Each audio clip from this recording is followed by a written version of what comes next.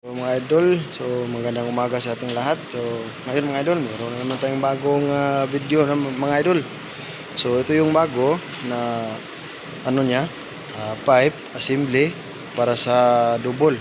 At ito yung luma. So yung problema nito mga idol, pag takbo mo, maingay.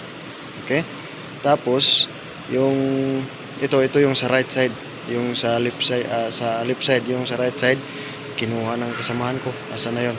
So kadalasan nasisira na itong mga idol, napuputol yung pipe yung ganito. Plastic lang kasi ito mga idol. Tapos ito yung bago. Ngayon mga idol, dito yan nakakunik. Yan, dito yan. So dito na banda yung may tunog. Tapos putol yung dito na side, dito sa upside. Okay, ito yung ano niya, parang may diaphragm siya dito. Mag-engage para gagana yung harap itong gulong na ito. Okay, so yung hose niya dito niya ipinadaan. Tinanggal ko na yung luma, pamaya pagkabit papakita ko sa inyo. Tapos meron ding isa dito, ayan, pinugot ko na rin. I-mounting ko muna yung bago, tapos ipakita ko sa inyo. Okay, ayan. So, maayong udto, magandang tanghali sa ating lahat mga idol. So, ayun to mga idol. Finish drive ko na yung yung Ford na pinalitan natin ng yung vacuum yung hose ng vacuum sa sa double, doon sa axle niya sa may sa front. So, sinsya na mga idol kung hindi ko napakita yung sige lang pagbalik natin. Kasi nagmamadali yung may-ari mga idol kasi tatanghali na kasi. Tapos ayun, kaya kinabit ko agad. Yung yung importante mga idol, wala na yung tunog mga idol. Yung ipapakita ko sana sa inyo yung pagkabit, yung mounting niya, pero pag naka-experience kayo ng ganito, ano na lang, yung pagtanggal yun ng luma, sundin nyo lang yung pagkabit ng bago. Tapos yung unang sinupply ng customer mga idol, yung unang binigay, hindi pareho, kaya pinadala ko yung luma, tapos pinalitan. So ito, parang para na talaga sa kanya. So natapos ko na kinabit, tinis drive ko. So okay na mga idol, goods. So wala na siyang ingay. Nung una mga idol, malakas ang ingay doon sa front right side.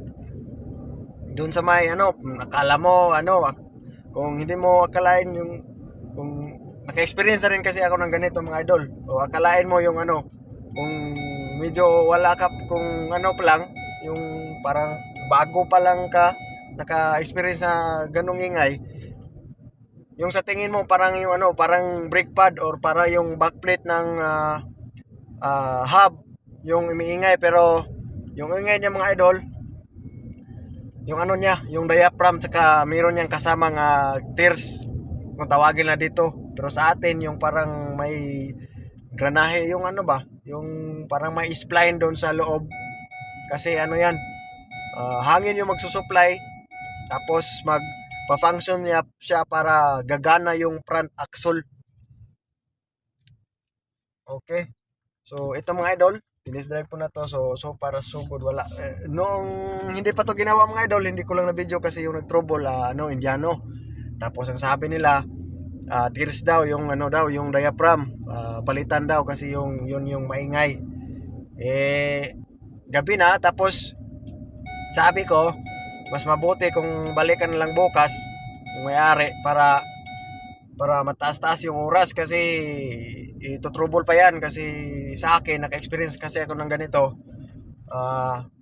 Yung lang, yung may sira yung pipe. Hindi naman talaga sirain masyado yung nito mga idol, yung diaphragm. Minsan nasisira talaga yung yung pipe. O ngayon, pagbalik ng customer ng umaga, binaklas nila. Hindi nila natapos binaklas, babaklasin sila na sana nila yung diaphragm ng axe para palitan nga. Hindi nila, tapos lumipat sila sa check up, kaya ako yung nagpatuloy tiningnan ko yung ano, yung pipe kasi yung hula, yung ano talaga ko, hula-hula ko lang yung pipe. So pagtingin ko sa pipe, yung pinakita ko sa inyo diyan, putol. Tapos pagtanggal ko ng buong pipe, naputol-putol pa. So ano talaga siya, sira-sira dahil sa init, dahil sa init na makina kaya nagano siya.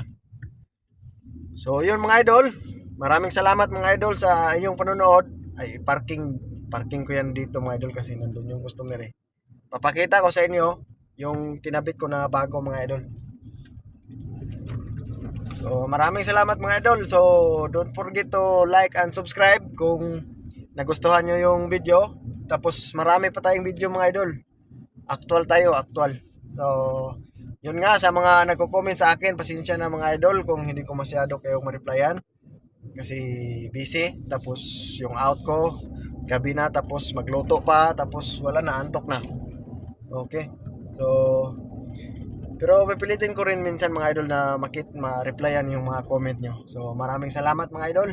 So, dito, parking ako dito sa gilid. Tapos, ipapakita ko sa inyo yung kinabit ko na bago.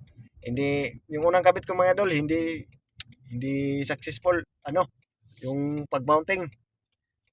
Ganun talaga na okay naman, ginawa ko ulit. So ito mga idol, parking tayo dito. Ito yun, turbo to 3.5 V6. So yung ginawa ko mga idol, yung pinalitan natin, ito ayan, kung makikita nyo bago yan, ayan lang. Tapos meron siyang dito sa baba. Yan, kung makikita yung pipe na ito. Tapos yan, ang karugtong yan papunta sa gulong dito mga idol. Dito doon sa workshop mga idol kasi para makita nyo talaga. So ito, dito hindi ko na lang ito kinabit kasi dito yung naputol nung una. Pag kinabit mo to doon, tapos iinit, lalagatak dito, kaya hayaan na lang natin na ganyan na lang yan. Kasi pag i-clip natin yan doon, pag sobrang init na, putol yan dyan. So ganyan lang, okay naman, safety naman din siya, wala namang ibang sasagi dyan. Okay. So ayan mga idol, so ito mga idol, ipapakita ko sa inyo dito. Ayan yung ano na yan, yung pipe na yan, ito yung sa left side. So minounting ko na yan doon. Okay na yan. Tapos ito rin. Ito yung maingay dito na side kasi putol nga dito sa taas. So minounting ko na yan. Dito yan dumaan. Dito. Ito nilagyan ko na ng cover. Yan yung makikita nyo yan yung maliit. So papunta yan dito. Ayan. So dyan yan tumawid oh. Okay. So yun lang mga idol. So maraming salamat mga idol. So goods na siya, goods.